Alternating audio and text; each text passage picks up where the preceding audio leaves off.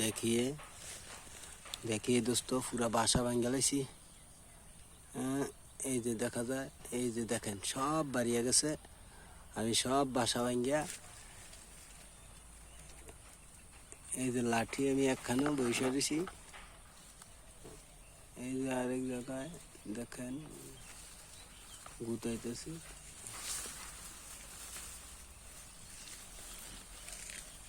গুতাইয়া সব একখানে হয়ে গেছে, সব এক জায়গায় হয়ে গেছে। সবটি কিন্তু আমার খুঁজতেছে মারার লাগিয়া।